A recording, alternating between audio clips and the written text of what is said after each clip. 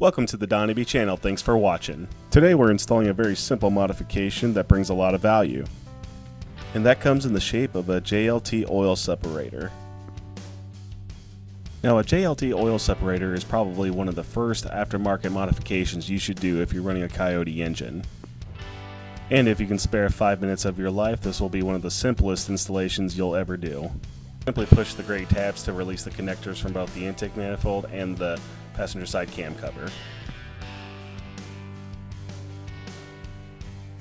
Then you'll just simply push the new connectors into place. That's right, it's that simple. The main point here is actually what the oil separator will do.